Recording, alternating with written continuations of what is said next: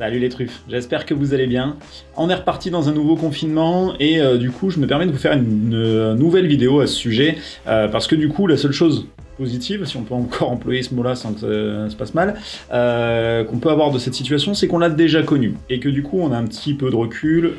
sur les retours de confinement, sur le déconfinement du coup avec nos chiens, comment ça s'est passé pendant et surtout après. Alors bien sûr, on a, nous éducateurs canins, eu affaire à beaucoup de ce qu'on a appelé les chiots du déconfinement, c'est des jeunes chiens nés peu de temps avant le confinement, qui sont arrivés donc très jeunes chez leur maître, à l'âge de 2 mois environ, minimum 2 mois je vous rappelle, et qui du coup, parce que la vie s'était un petit peu arrêtée, ont été isolés de beaucoup de choses et ont eu une très mauvaise socialisation. C'est-à-dire qu'en gros, ils n'ont pas été bien imprégnés par l'environnement dans lequel ils allaient être plus tard, donc connaissent mal les voitures, les bruits des bus, des motos, tout simplement la présence de plus de gens ou de beaucoup de gens, d'autres congénères qu'ils ont croisés assez peu, voire pas du tout, d'autres animaux, enfin voilà, donc ça a été des chiens, et ce sont encore des chiens qui ont présenté quelques difficultés par rapport à ça. Du coup, pour les jeunes chiens maintenant, là, vous là qui avez un chiot de 2 mois, 3 mois, on est en plein dedans aussi. Donc ça, malheureusement, on va devoir trouver des solutions un petit peu alternatives, on va y revenir un peu plus tard dans la vidéo. On a aussi eu des chiens qui, du jour au lendemain, ont découvert ce que c'était qu'avoir leur maître avec eux 24 heures sur 24, donc certains qui l'ont très bien vécu, d'autres un peu moins bien, et surtout, malheureusement, un retour là, avant, maintenant, d'après, plus tard, enfin bon, c'est le bordel, à une vie plus normale, c'est-à-dire le maître absent 8 à 12 heures par jour, et qui du coup nous ont découvert des problèmes d'anxiété de séparation, parfois d'hyperattachement pour certains, destruction dans la maison, aboiement continu, voilà, parce que ils ont changé leurs habitudes, ils ont trouvé que c'était sympa d'avoir les maîtres avec eux en permanence, et du coup, le retour à la vie normale leur convient plus. À la même logique, on a certains chiens qui, du jour au lendemain, se sont mis, après le déconfinement, à courir après des joggers, après les voitures, après des vélos, enfin tout ce qui bougeait un petit peu trop, parce que, encore une fois, ils étaient habitués à un environnement qui était calme et avec très très peu de mouvement et très peu de personnes, et là, du coup, ça a réveillé chez eux leur instinct de prédation à partir du moment où des gens ont recommencé à bouger. Alors bien sûr, je dresse un tableau un petit peu noir de la situation, il y a des chiens et des gens pour lesquels ça s'est très bien passé, et voire même des relations qui se sont créées, qui ont été plus fortes qu'avant, donc ça c'est génial. Alors du coup, pour revenir sur ce nouveau confinement, qu'est-ce qu'il faut faire et qu'est-ce qu'il ne faut pas faire ? Essayez de ne pas changer trop vos habitudes, c'est-à-dire que si votre chien est habitué à passer plusieurs heures tout seul dans la journée et être loin de vous, n'hésitez pas, si vous le pouvez et que vous êtes en télétravail, à isoler votre chien même dans une autre pièce potentiellement. Voilà, c'est à vous de vérifier en fait. Si il reste dans une autre pièce qui fait sa vie, c'est très bien. Si vous voyez qu'il commence à vraiment être tout le temps collé à vous, à être à vos pieds en permanence, vous changez de pièce, il se déplace avec vous, là vous commencez potentiellement à aller dans une situation qui peut devenir un petit peu oppressante pour vous, et surtout qui trahit en fait une sorte de mal-être, en tout cas à venir chez le chien, puisqu'il commence à vraiment énormément s'habituer à votre présence et qu'il ne veut plus que vous soyez même à 10 mètres de lui. Imaginez quand vous allez partir bosser pendant 8 heures d'affilée, les conséquences que ça peut avoir sur l'état de votre canapé à la maison, exemple parmi tant d'autres.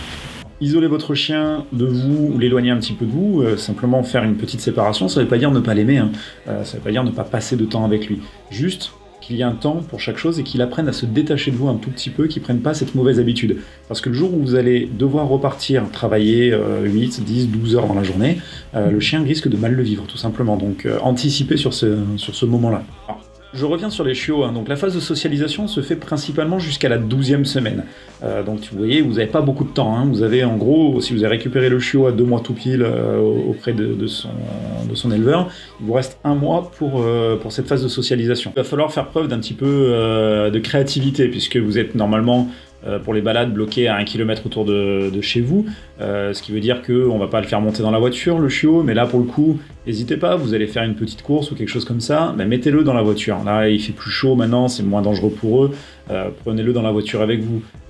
S'il y a une route qui passe pas trop loin, emmenez-le voir les voitures passer, si c'est une nationale ou que les voitures roulent un petit peu vite,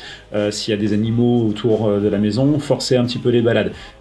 Là, vous allez vous faciliter la vie à lui montrer plein de choses, voilà, parce que une fois un peu plus grand, on ne sait pas pour combien de temps on est bloqué,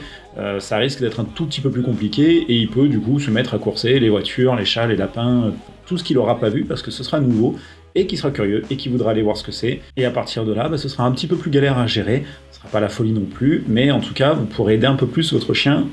dès le départ. Si vous faites partie des gens qui sont bloqués à la maison, profitez peut-être aussi pour passer un peu plus de temps quand même avec votre chien. Je vous dis pas qu'il faut que vous l'abandonniez 8 à 12 heures par jour,